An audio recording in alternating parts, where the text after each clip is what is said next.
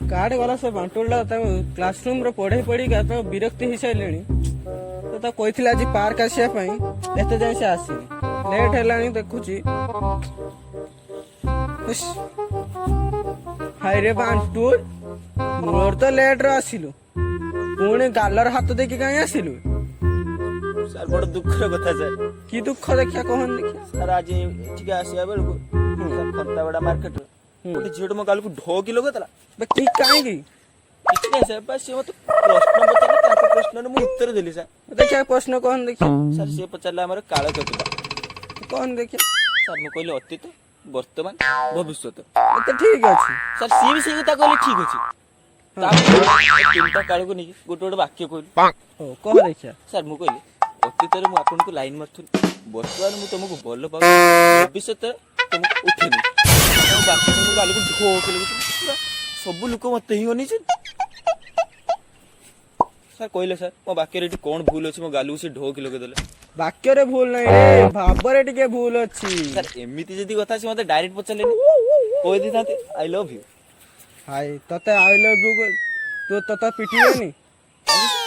ତୁ I love you କହିବୁ ରାସ୍ତାରେ, ତତେ ପିଟିବେନି, କଣ ଗେଲ କରିବେ? ସାର୍ ଏମିତିଆ କଥା ଯଦି ଆପଣ ଆଗୁଆ କହିଥାନ୍ତେ ତାଙ୍କ ଘରକୁ ଯାଇକି କହିଦେଇଥାନ୍ତେ। ହଉ ଦେ ସେ କଥା ଛାଡ, ସେ ଝିଅ ମ୍ୟାଟର ଛାଡ। ଆଜ୍ଞା ସାର୍। ଆମେ ପାଠ ପଢିବା ଆଜ୍ଞା ସାର୍। ଆଜି। କଣ ସାହିତ୍ୟ ପଢିବା? ଆଜ୍ଞା ସାର୍। କଣ ପଢିବା? ସାହିତ୍ୟ ସାର୍। ହଉ ଆଉ ଦେଖିବା ବଚନ କେତେ ପ୍ରକାର? ସାର୍ କେତେ ପ୍ରକାର ବଚନ ତ ବହୁତ ଅଛି ଏ କଣ ଦେଖିଆ?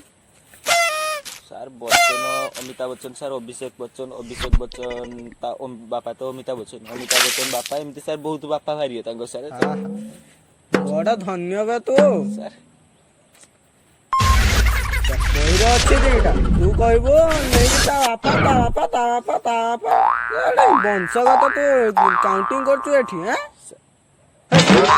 କି ପାପ କରିଥିଲି ମୁଁ କେ ଜନ୍ମର ତୋ ଭଳିଆ ଛାତ୍ରଟିଏ ପାଇଁ। ହଦେ ଛାଡ ସେ କଥା ଛାଡ। କାଲିଆ ଟାସ୍କ ଯେ ଦେଇଥିଲି ଏଟା ଯଦି କରିଥିବି ମାନେ ତତେ କହ ଦେଖ। କୋଉଟା ସାର୍ କହିଲେ?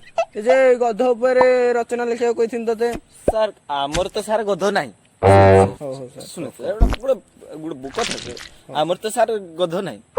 ଆମ ପଡୋଶୀ ଘର ଜଣଙ୍କର ଗଧ ଅଛନ୍ତି, ମୁଁ ତାଙ୍କ ଗଧ ପାଖକୁ ଗଲି ସାର୍, ତା ଗଧ ଉପରେ ବସିବି କଣ, ତାଙ୍କ ଗଧ ପାଖକୁ ଗଲାବେଳକୁ ତ ସେ ଦୌଡିଛି, ଆଉ ତା ଉପରେ ବସିବି ରଚନା ମ୍ୟାଡାମଙ୍କ ବିଷୟରେ ଏତେ କଣ ଲେଖିବି ସାର୍, କେମିତି ଲେଖିବି ସାର୍ ଆପଣ ସାର୍ କହିବେ। ଭାଇରେ ତୁ କପାଳିଆ, ତତେ କହିନି ଗଧ ଉପରେ ରଚନା ଲେଖିବା ପାଇଁ, ତା ମାନେ ହେଲା ଗଧ ବିଷୟରେ ତୁ ରଚନା ଟା ଲେଖିବୁ।